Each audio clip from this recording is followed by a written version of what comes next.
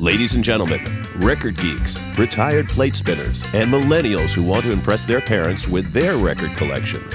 Welcome to the Rhino Podcast, brought to you by Rhino Records. Get ready for new releases, deep tracks, and conversations with your favorite artists and bands, and balloons for the kiddies. And now, your hosts with the most, Rich Mahan and Dennis the Menace. On this episode of the Rhino Podcast, executive producer John Hughes speaks with singer Wayne Coyne about the 20th anniversary of the Flaming Lips, the SOFT Bulletin. Being drunk on their plan, they lifted up the sign.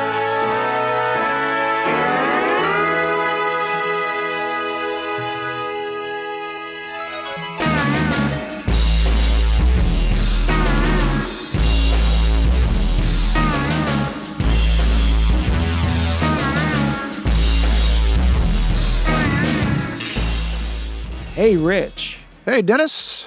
I am willing to bet you are doing your favorite thing. Yeah, I'm a big fan of Rhino.com. It's no secret. Me too.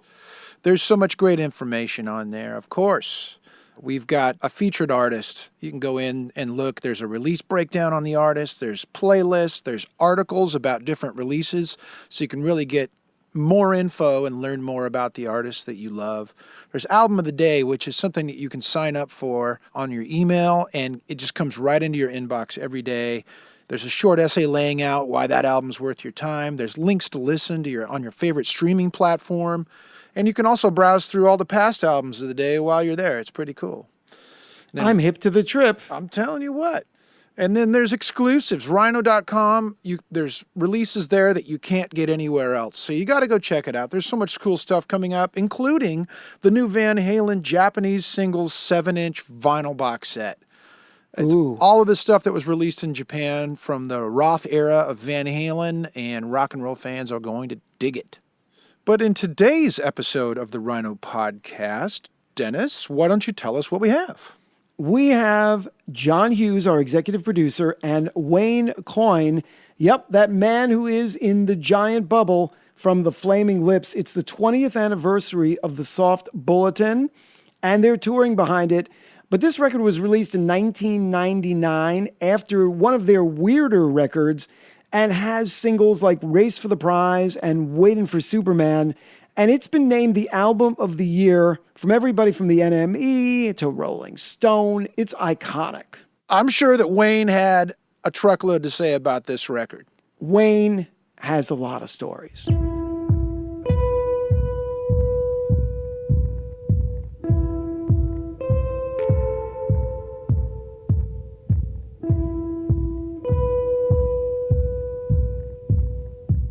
And we want to welcome Wayne to the Rhino Podcast. We're here to talk about the 20th anniversary of the SOFT Bulletin. Yes, indeed. Yes. Cool. So it's 1999, right? You've got your 9th record coming up. You're coming off of Zaireeka. Am I saying that right? You are indeed. Yep. Mm-hmm. So you've got this wild experimental record, and then you have this really layered, intricately arranged album that's kind of a change. Did you feel it was a conscious change, or is that just where you guys were going? Well, you say that the Zaireeka record is an experimental record, and that's kind of an understatement in a way. For people that don't know what that record is, but it came out at the time when most records came out on CD. The format that we put Zaireeka out in was 4 CDs that were meant to be not like 4 CDs like the Clash does Sandinista, where it's a 3 album, 3 CD set. This is 4 CDs that share 8 tracks, and it's meant to be played on 4 separate CD players all at the same time. It's even hard for me to imagine how we convinced ourselves that we should do this, but you do. That's what you do. And so coming off of Zaireeka, we were sort of throwing songs in a pile that didn't work for the Zaireeka thing, that weren't working for the 4 CD thing. And these would end up being like A Race for the Prize, the first song off SOFT Bulletin, and the Spoonful Weighs a Ton, the second song. All these were rejects from our higher concept. But when we put it out, when we put the Soft Bulletin out, it felt to us like just another, weird experimental record. We just happened to change sounds, and we were using, sort of digital orchestration as our new experiment, our new emotional format, which to us felt like a new frontier. But now I don't see it as an experimental record. I see it as really like a song-oriented. It doesn't go off the rails into a 6-hour noise fest like some Flaming Lips music does, So by our own standards, you're exactly right. There's one of the crazy experimental things that we've ever done, then right next to something that feels like somewhat normal classic music. And it seemed to cause a chain reaction. It had momentum, it was gaining traction. It was all the rage, it was all the fashion. And you mentioned the emotional aspect of it. There was a lot going on at the time, personally. I think everybody, by the time you get to be in your late 30s or something, you probably have similar situations where, my father had died of cancer in 1996. I do say I think it's a fairly normal thing for adult men to lose their parents. But, in a way, I think that's why the Soft Bulletin, I think that's why it works. I might belong to the first generation of people that didn't have to worry about going off to war and going off to Vietnam and stuff like that. I was born in 1961. And so, by the late 70s, all that's said and done. And I'm living the most uninterrupted, luxurious, free, freak life probably that anybody could have lived up until that time, unless you were an insanely wealthy person or something, Not that we're wealthy, but I just never had any interruption of anything coming in and saying, you can't just sit around and make music and art. Right. And I think my father dying when I was 35 or 36, this was the first brutal reality, stop in my life up until then.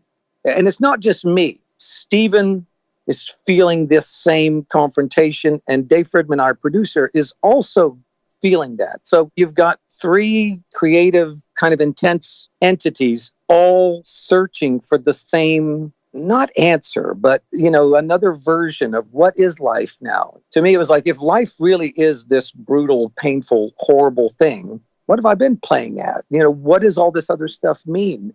What do I do? Do I stop loving that intensely so I'm never so emotionally destroyed again?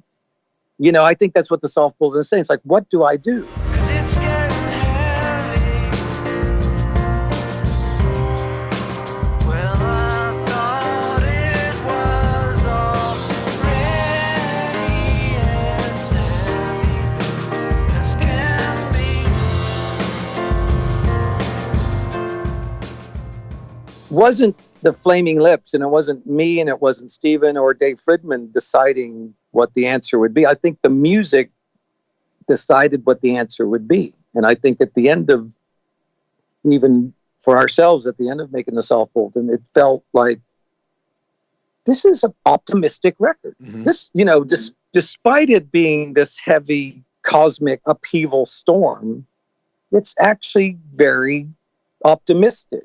The people that are making this, they're struggling, but they're getting through it. And I think for us, it even surprised us at the end to say, man, I think we found our answer. I don't know if the answer is an answer you can know without the music being there. The Soft Bulletin, even as a title, it's gentle. I think that's the main flow that we all contributed to, myself and with Dave Fridman and with Stephen, all of us navigating this funny little feeling.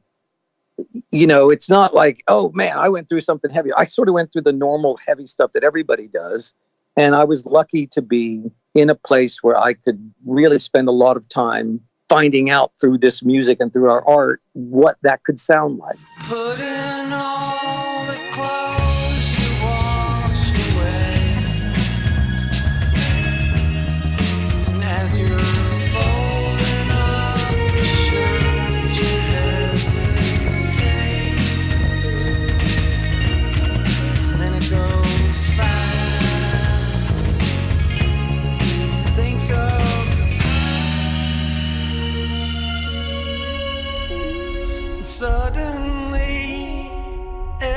everything has changed.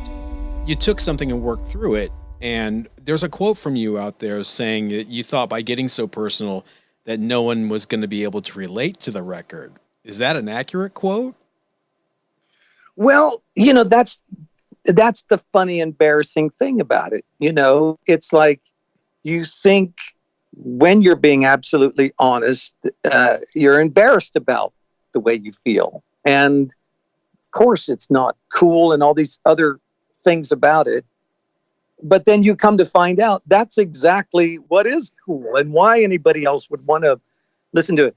It doesn't mean that doesn't have imagination and all those things connected to it. But I know it's a funny thing, especially when you're willing to talk about that sort of internal pain and that kind of pain from loss or that kind of pain from that confrontation with the world is different than I thought it was. And it's probably one of the reasons why there is so much great emotional music out there. It's like, it's a pain, that you just have to keep addressing to find out how you're going to go on from there. At the time when we made it, and even after it came out, I would be slightly embarrassed about it, because you kind of delve into it so much that you can say, I don't care what anybody thinks. I don't care what anybody feels. But then you come out of that, and a year later, you're kind of like, it's uncomfortable. But I think that's exactly why it works and why I think it speaks to people. Yeah. I was glad that it didn't destroy you. How sad that would be. 'Cause if it destroyed you, it would destroy me.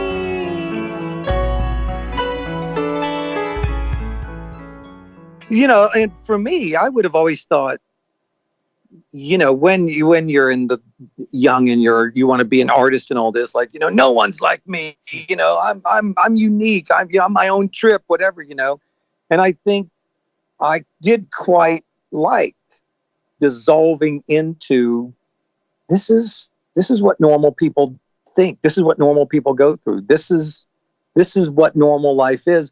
And part of me was relieved that, I'm joining the ranks of everybody here. And I'm not standing away from them saying, oh, you fools, that's the way your life is going to be and I'm special or whatever. And I was glad for that. I didn't know I was going to be glad for that, but I was glad for that because in that normalness, you start to realize, well, everybody's parents die. Everybody has lost a father or a mother, and I want to be with them because they've gotten through it. I want to know what they have to say about it because they've gotten through it. I don't want to stand on my own and say, no one knows my pain. No one knows what I've been through. I want to stand with people that have been through it and say, yeah, it's tough to get through and that understand it. And so, it's all that stuff. I think all that, without music and all that stuff going with it, it can sound kind of hokey or whatever. But when the music from the Soft Bulletin is kind of there with you saying these things, I mean, I listen to it still. It's just such a, I don't remember exactly how we made it so good. Well, at the time you hear all these things, you're like, oh, what are we doing here? What are we doing? But I hear it now and I'm like, oh my gosh, yeah, they made a great record. I say they, because it's a long time ago for us as people now.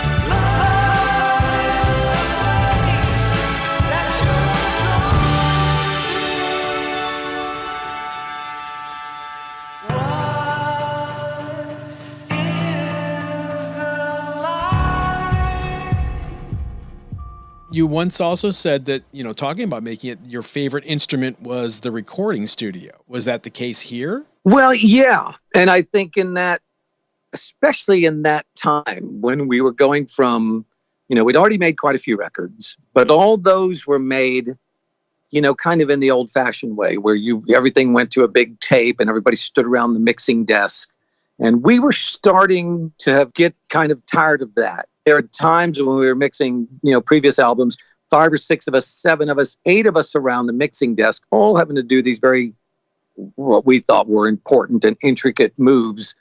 Everybody doing them by hand, everybody hoping to get them right, kicking in effects and all these things on the fly.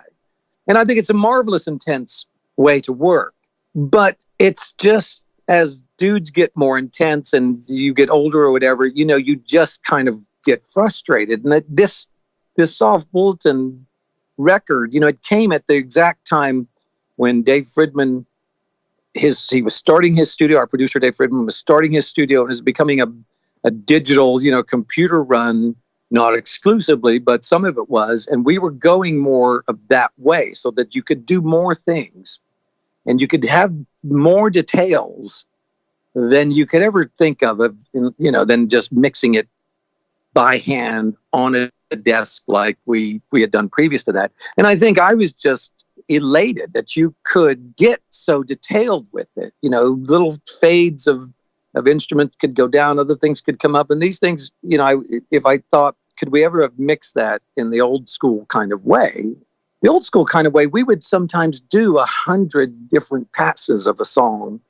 Not all on the same day or anything, but we would just mix and mix and mix. And in the end, just get kind of destroyed by the process. And you're so sick of it and you're so frustrated by it that you say, well, it's good enough. And I think listening to some of those now, I think they're amazing. But I think because of the perfect timing of us going into a new way of making music, a new type of music, and a new way to record it with the new studios, and now everybody, is working. The computer's doing half the work for you, but that was all that, I think, just came at the exact right time.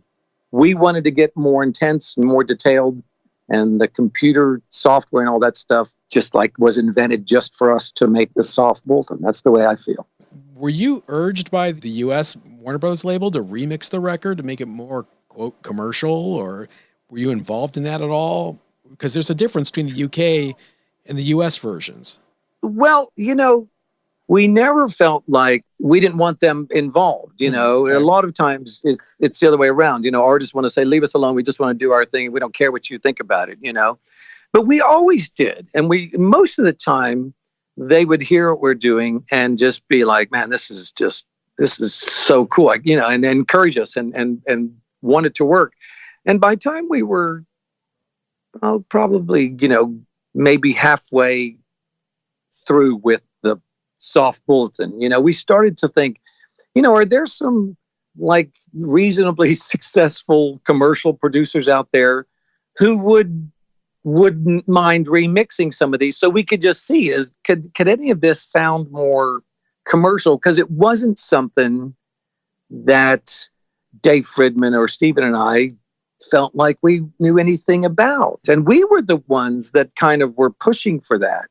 And we went off and did some mixes with this wonderful, I can't tell you how great of an experience we had with Peter Mockgren. And he had just come off of mixing those first very successful R. Kelly records. Mm-hmm. He'd worked with Prince, he'd worked with Michael Jackson, really a great commercial R&B guy. And we went to see him in Chicago. He just had a couple of days he could spend with us. And we showed up and he was listening to the couple of tracks, the Race for the Prize and Superman, the ones that he remixed. And he said, I don't know what I would do to this because this is so great and so perfect, which makes you feel right. Just, he's worked with Prince and Michael Jackson. And instead of him saying, oh, this is too weird or whatever, he's saying, man, this is just so great. This is.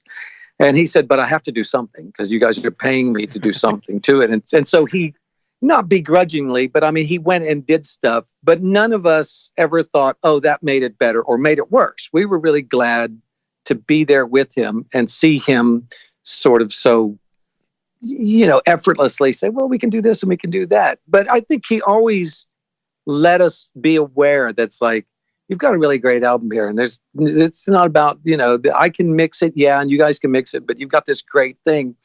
And I think the things that he showed us there, we did go back at the very end of the Soft Bulletin mixes. And we did do some tweaking that, I think with him, letting that happen or encouraging us or showing us that, your music isn't that fragile. You can change some things and it's still going to be great. We still owe a lot of that to him, kind of opening our minds to that. And he's still great, still a very funny, cool guy. I'm so glad that we ran into him. And so, a lot of people would think, oh, you had to stick to your guns and make sure no one messed it up. And it really was not that way at all. Once we were open to things, and I think the person we ran into was probably the most perfect person to help us. Well, they fly in the air as you comb your hair, and then splattered up and down your windshield. The headlights, where they fly, yeah, they fly. But you can't see them there. It took America a little bit to warm up to the record, but it was a hit in the UK almost immediately. They really glommed onto it there. Right. I think this Mercury Rev album, the Deserter Songs album, and the Soft Bulletin, I think are just a couple of months, behind each other or in front of each other, And Mercury Rev were already having a little bit of success. And then their Deserter Songs, a couple of songs on that were being played on radio quite a bit at that time. Like a lot of times in England and with the BBC, they like to be like, well, this is new from America. And then so is this. And the records are similar in a lot of ways, same producer, same studios. And some of the guys in Mercury Rev have played on Flaming Lips records. And some of the guys in Mercury Rev, Jonathan Donahue, was in the Flaming Lips. So it's all very much, like if you like this, maybe you'll like that. While their record was, people were liking it, ours sort of snuck in there and was being liked along with it. It just never would have occurred to us that people would have liked this kind of somber, sad music. And they did. At first, we just were not in the mindset of we just weren't used to people accepting it, and the people even back then would say things like, oh, I think this is an important record. And we'd say, oh, no, it's not. It's just a record. Don't worry about it, and it just was not, we just were not in the mindset to do anything about that, and we were already moving on to recording Yoshimi Battles the Pink Robots. I mean, to us, It was like, well, we just make records, we're not really the spokespeople for this record that we made. We just make it, and then it's, you go listen to it. I don't know what to tell you, I mean, if you would have told me in 1999, 20 years from now, Wayne, you're going to be talking about this record, I would have said, no. I mean, I just would have thought that's too much. And I think it's because we were used to things being overhyped and things being popular only because they're popular. We had our own cynicism, to get over or whatever. And, and so by the time it started to sort of work in America, it was a good amount of working. I would never have wanted to sell 10 million copies in a week. It's just that sort of thing just derails everybody involved. It's too much. No one can comprehend stuff like that. And so the success that the Soft Bulletin sort of settled into, it was reaching like music people. It wasn't reaching teenagers. The right people. You're hitting the right people. Yeah.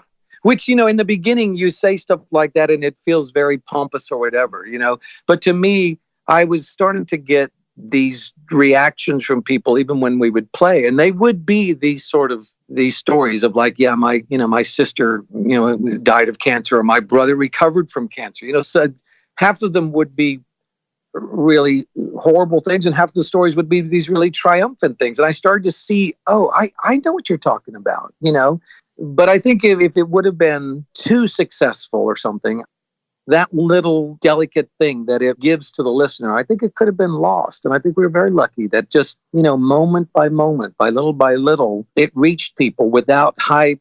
It just reached them because they had a longing to hear this thing. And so in that way, I could have never written a better map of how it could go into the universe and really, really mean something.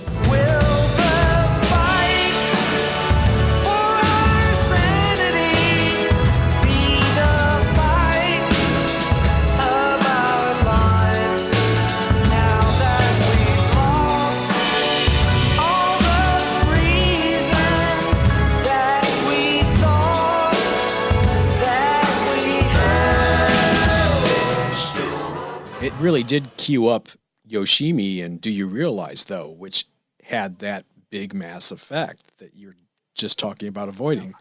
Do you realize, even when we made it, you know, you kind of have to be in the flow of making things to make something that really works, you know? And so I don't think we were thinking that Do You Realize had this special message more than anything else that we were doing. You know, we liked it, and we knew that revisiting that line, do you realize, you know, do you realize this, do you realize that? And if you realize that, then that means this or whatever. But it sort of had this little thing about it. And again, it sort of latched on in a way that I don't know if we were ready for that either. You know, it kind of is heavier than something that you want to say, yeah, we did that on purpose. You know, it almost kind of has to happen, you know, while you're not looking. Most of it is the listener making it work. It's not the makers of the music and all that, you know. Right. Certainly we made it. You know, it does something to 10 people. And then because it's done that to 10 people, it can do that to 50 people. And once it's done it to 50 people, it can do it to 500 people. And, you know, and it just sort of, it starts to have a meaning of its own, you know. It's kind of like the song Happy Birthday in a way. It's the most ridiculous song ever, but it's so perfect and so right and so usable. Well, this is the song everybody knows, so let's just use it. The more you use it, the more perfect it becomes, you know. And, you know, people would talk about, oh, we got married to Do You Realize? You know, we used that when we walked down the aisle, and we, at my mother's funeral last week, we played that at the end of that. You know, when my daughter was born, we used it there. And so it's like, it's doing that same thing again. You know, when you're a songwriter, to have songs that do that, you know, that's the pinnacle. That is the top thing that a song can do. I'm sort of glad that we only have a few of them, because it's, you know, it's like I would not want to go up there every night and just sing 2.5 hours of, you know, songs that everybody's using when their mother died. Right. But yeah, those sorts of things, I think every artist would want it to happen, but, you know, it kind of has to happen on its own. Yeah.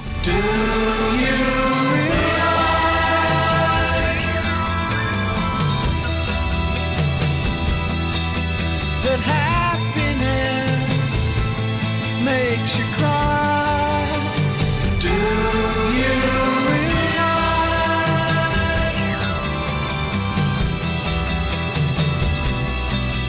that everyone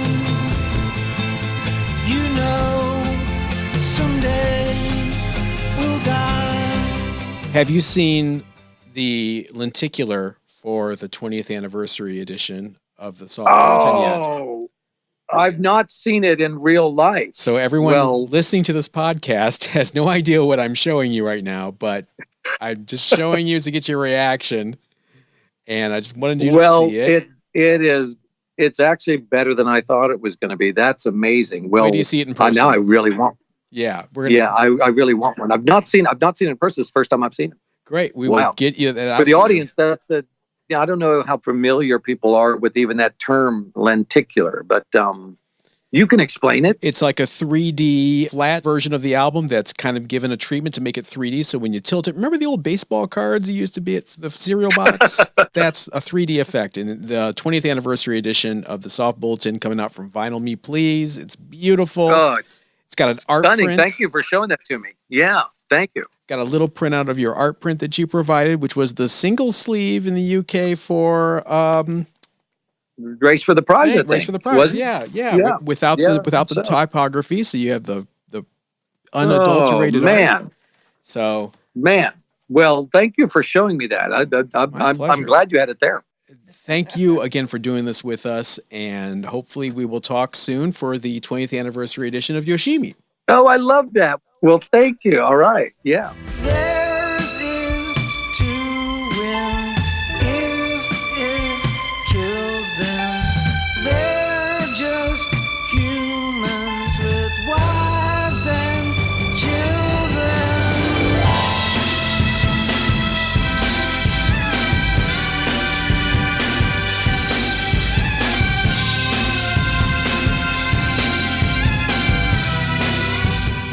If you didn't know much about the SOFT Bulletin, you sure do now. That Wayne Coyne, he sure knows how to spin a tale, write lyrics, and most definitely challenge us every time he puts out a record.